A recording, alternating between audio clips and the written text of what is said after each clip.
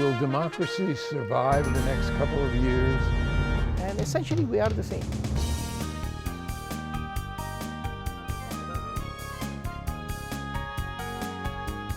And there are so many needs that Minnesota has. What people are saying they need right now. Access to democracy is made possible by donations from the following organizations. Thomson Reuters, a global company with expertise and insight to unravel complex situations in the areas of law, tax, compliance, government, and media. Their worldwide network of journalists and editors keep customers up to speed on relevant global events. Thomson Reuters, the Answer Company. Crutchfield Dermatology, a full-service treatment center in Medi-Spa in Eagan. Their goal is to help you look good and feel great with beautiful skin. With service built around courtesy, dignity, and respect, Mayo-trained Dr. Charles Crutchfield personally treats each patient and is acknowledged as one of the nation's best physicians. Firefly Credit Union, with locations throughout the Twin Cities, has proudly served Minnesotans since 1925. Firefly guides its members forward by delivering customized financial solutions to improve their lives in all aspects of banking. Firefly Credit Union, they light the way with life illuminated. Edina Eye, Physicians and Surgeons, a division of Twin Cities Eye Consultants, has proudly served the Twin Cities for more than 55 years. Now in 7 convenient locations. Using the most advanced technology combined with human touch, Edina Eye offers comprehensive services for dedicated specialists committed to excellence with innovative procedures and expertise for the most advanced eye care. And welcome. Access to Democracy returns. Access to Democracy returns with a guest who is also a host, who we have a lot of things to talk about with Holly Jenkins. And Holly, welcome. Hey, thank you, Alan. It's so nice to see you. Yeah, I guess I should mention my name, Alan Miller, because that probably ties up the loose ends. Now, Holly is a local activist. Holly has been involved in about everything that's gone on in this area, environmentally and otherwise, for years. Holly also has been a guest host on Access to Democracy on numerous occasions. So obviously I am prejudiced about the announcement that she is about to make. And welcome, Holly Jenkins. Well, thank you very much, Alan. It is, like I said, good to see you. I wish we were face to face, but I'm glad we're able to do this. And what is it that you want to share with our viewers? Well, I have some big news. In just recent days, our state representative had decided not to run for re-election. And I saw that as an opportunity, another way to get involved and help our community. And I have announced that I am seeking the DFL endorsement for the Minnesota House District 51B. So I'm a candidate. Candidate. Okay.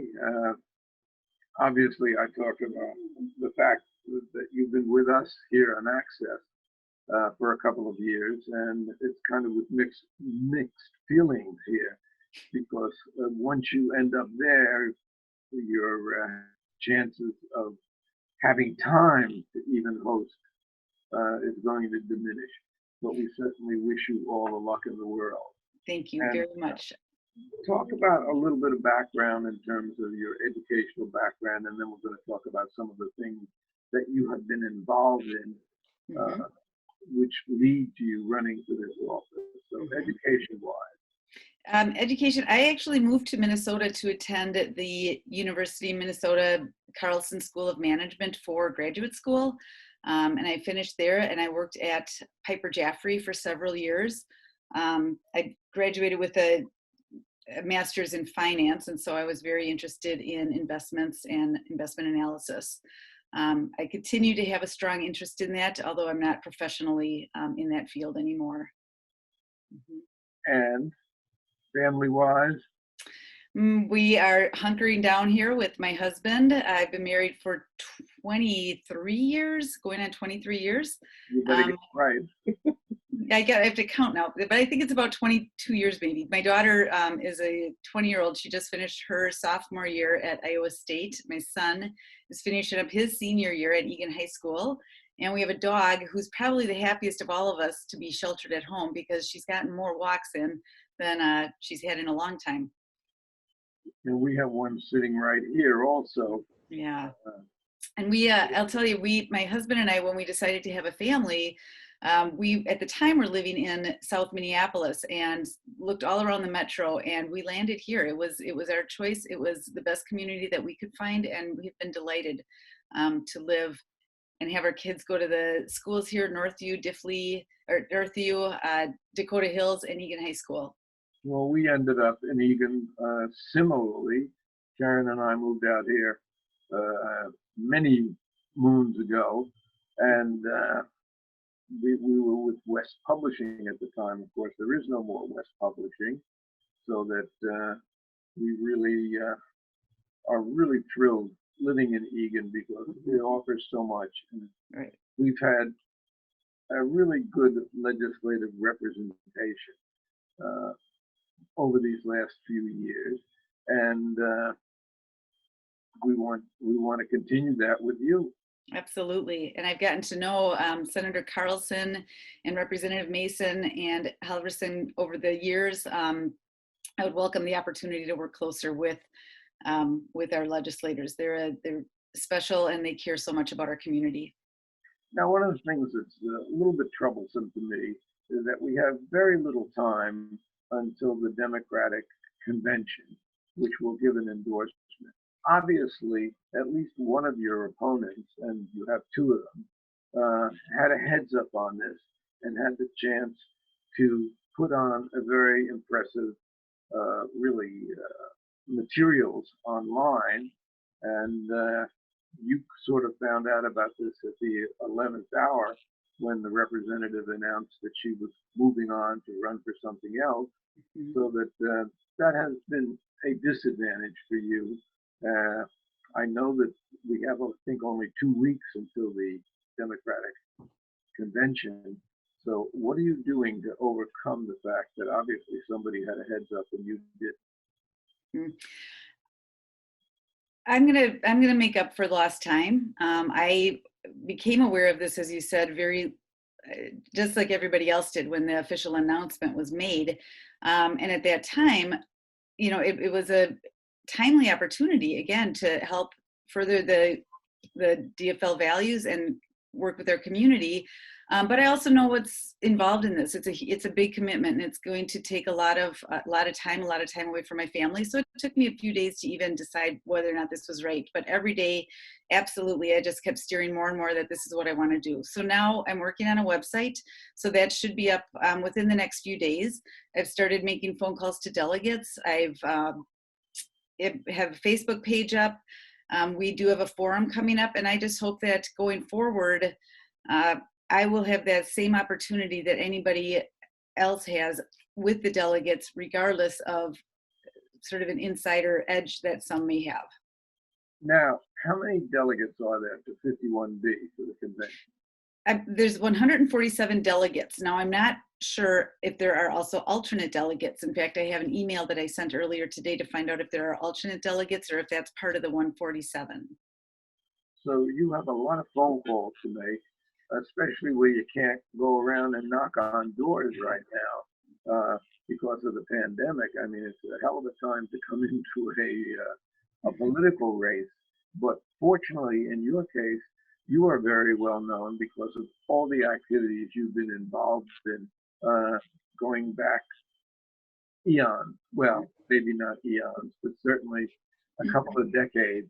Yes. And you belie that by looking very youthful, and your energy indicates that you are very youthful. So let's talk about some of the things that you have been involved in.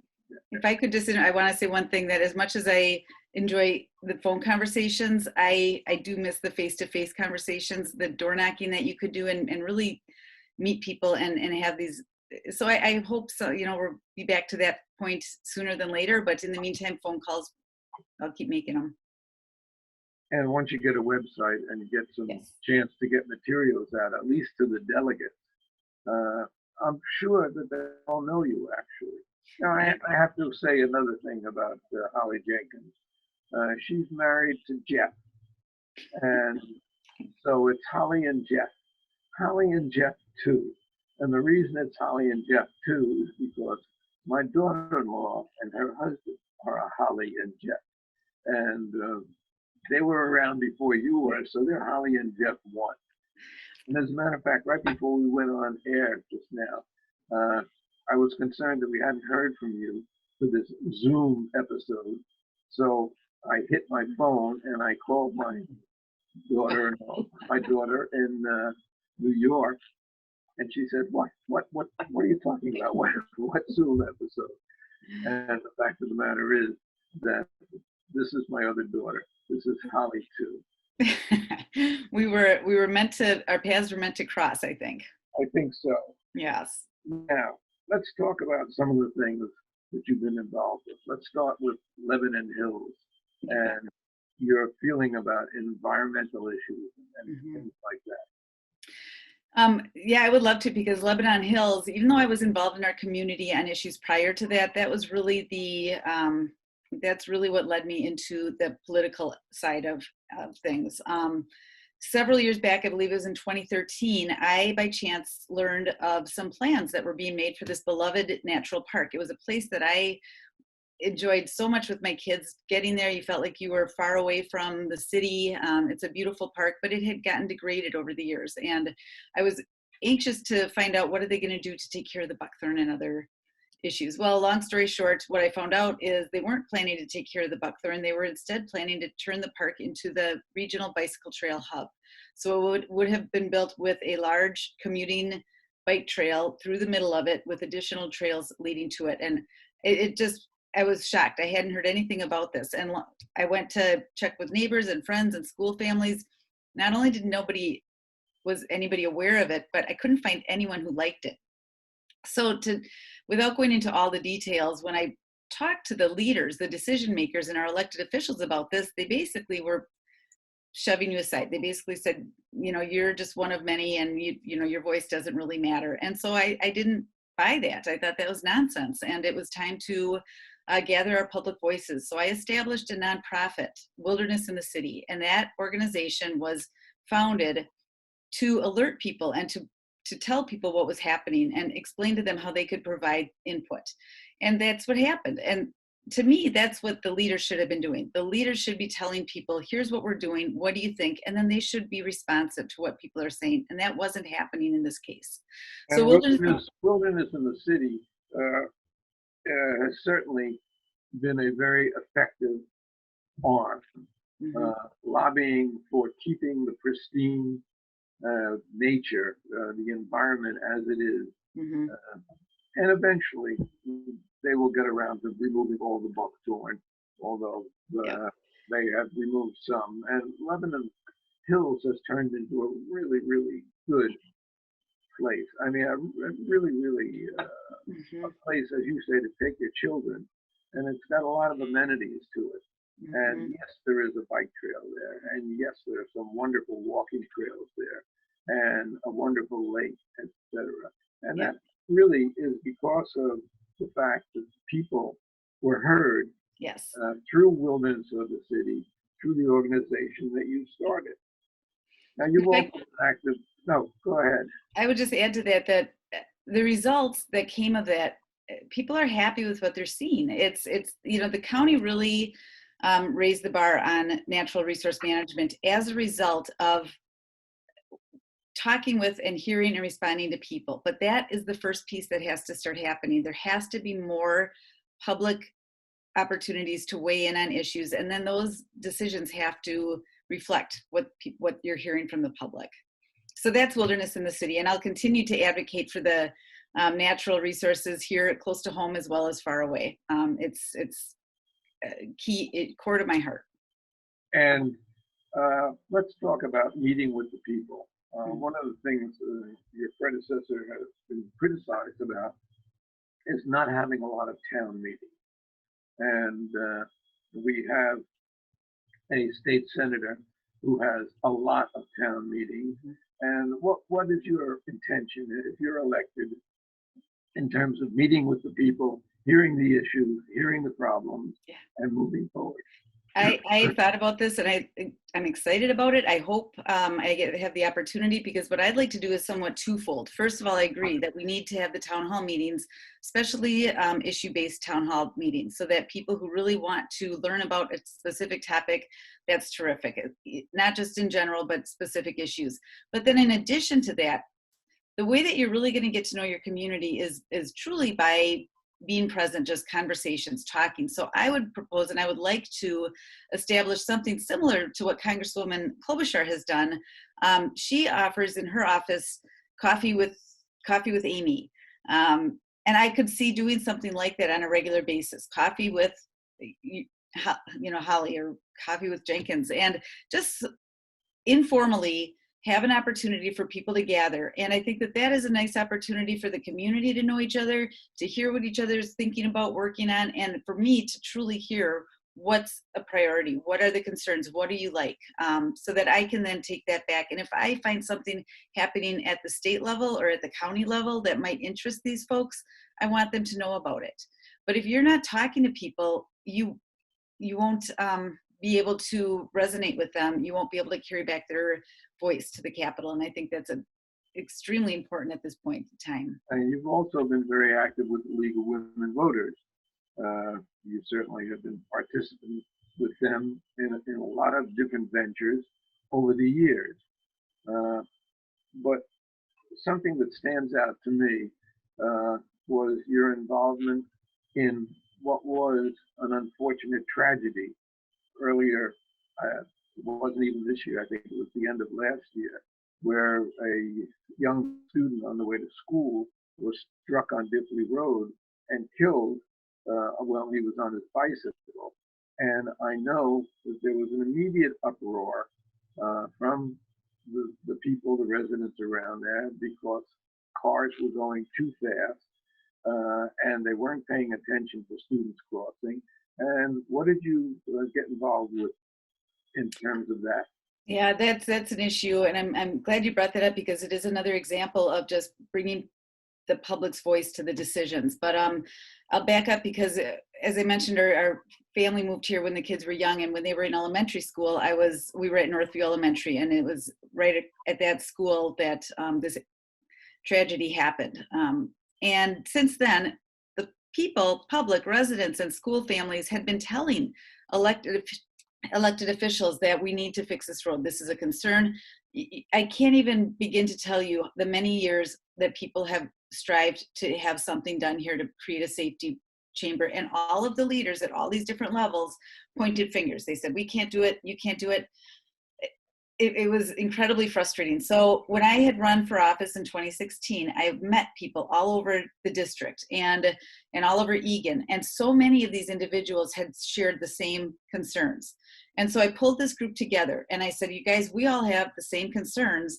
You guys do. You need to meet each other, talk, and work your way through this. So for the example of at Diffley Road, the neighbors did come together. They formed a more formal group called pedestrian, it's PACE. I'm going to have to remember what the name of it is. But that group now has coordinated and collaborated, and they now have a voice at the table. And they are part of the decision to how are we going to make this road safer for pedestrians. And they are not taking no for an answer. They are not letting these plans just move forward without their voices being part of the decision. There has already been some action in terms of dropping the speed limit and signage and things like that. And so again, you were part of that group. And I know that on occasions when I've been at various meetings, whether it's city or county or otherwise, it was not unusual for me to see you there. And I think probably at one of those meetings is probably where we met originally. Mm-hmm. Who is this young woman who's involved in so many things? You were also involved in fighting airport noise. Mm-hmm. And you want to tell us some of the other things that you have been involved in? Because there's so many. Well, I'll tell you what, I'll go back to League of Women Voters a little bit, because my interest in being with that group has always been to engage with people, engage with public, educate them on things and issues that are happening, so that if there is something coming up that they are concerned about, they'll know how to get involved in the effort. Yeah, it's hard for me not to check out Friday. I'm probably one of the only people that gets excited on Friday afternoon when agendas come out for the following week's meetings, because I want to scan those agendas and find out what are they going to be talking about and what issues. And then I pick up those pieces that somebody I know is interested in, and I let that person know so that they can tune in to what's happening. And we need this at every level, not just locally, but at the state. The state's been terrible at stifling the public voice. And that has to change. That cannot continue. That's not a democracy. And I know you've been very involved also in the schools, in the school district, both the lower schools, the middle schools, and of course the high school. Yes. And when I was in Northview, I was the PTO president and I was a Girl Scout leader. Forged a lot of long history with the families that my kids went to school with. Now our kids have moved on and we all still see each other, and it's very exciting to see the kids that I knew in kindergarten are now graduating and voting, and they're excited, and they're excited about my candidacy, and I'm thrilled for them and just wish nothing but the best. I think that some are very concerned about the future, and I think that's a responsibility that we all share. We need to establish a path for these kids that they can be excited about their future. Well, yeah, it's one of the things that struck me about when I learned you were going to be a candidate, and it was only natural. We don't want to lose you on access to democracy, as I don't want to leave. But we want you to be our representative, and I am not objective about that. I will be the first one to admit it. Is that all of these issues that we have been talking about are issues where you have been present, where you have spoken up, where you have led, where you have formed organizations, etc. Of your two opponents, I don't know that I have ever seen either of them. And I think this is very important for people to know. At any of these meetings or involved in any of these issues, I think one of your opponents just recently moved into the district, as a matter of fact. And it's disturbing to me to see people who put out information, basically boilerplate information. I want to make it better. I want to get involved in education. I wanted this. I wanted that. But I haven't seen those people on the firing line. I haven't seen them at the city council meeting, at the county meeting, on Lebanon Hills, on anything else. And one thing about you is that one of the reasons you haven't had a chance to do as many interviews as I would have liked is the fact that you are always involved in something. And something just crashed. I don't know whether it was here or there, but I hope it wasn't Josh on the other end. No, I appreciate that, Alan, because I have made a living out of advocating and testifying and commenting and doing everything that's in my ability to make our community better. It's what drives me. It's what I thrive on. And at the state level, a lot of the reasons I know I missed some of the opportunities to be on your show because the session is in and I want to be at those hearings and I want to see what's taking place and talk to individuals there, because you have to build these relationships in order to have a better tomorrow, and that takes time. And I've put the time in. I'm ready for this. I can lead. I am excited that I've gotten the support I have. As you said, so many in the community I've gotten to know over so many years. It's hard to go grocery shopping. It's great to go grocery shopping because that's when I see people. At least I used to, and the coffee shops and whatnot. So I would have to agree that to me, as far as representing this community, I know this community better than either of the other candidates. There were occasions when we had coffee and bagels with you in the morning, and inevitably people would stop by, ignore me completely, which is usually the way it is. And because they wanted to talk to Holly, they wanted to talk to Holly about this issue, they wanted to talk to Holly about that issue. And the fact of the matter You're too nice. You're too kind. She has been so involved. So in this very short time, it's really important for you to not only contact all these delegates, but to look ahead, because there is a primary in August. no matter what happens with the endorsement. And I hope that you're going to go forward because of the fact that you've had such little notice of this, because of the fact that at least one of your opponents came up with a classy website that took a lot of time and effort. So somebody was tipped off ahead of time about the change in representation here. And you've got to overcome that, because you've got to spend the next couple of weeks on the phone, constantly speaking and reaching all of these people, and then looking toward, if in fact you don't get the endorsement, I think looking toward August and the primary, because that's when the people will come out, and that's when you will garner the support that you deserve. Well, you're too kind, but I thank you very much. That's really nice to hear. I greatly appreciate it, and I couldn't agree more that with this crunch time frame, it's going to be, it's a group of individuals who are not, it's not representing the entire community, and the entire community, I am confident that I would have that vote.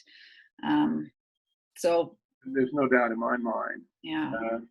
And not just that, but I think I'll just add, I think it's important, not only getting that, winning the endorsement would be the best thing, but winning the general election in November.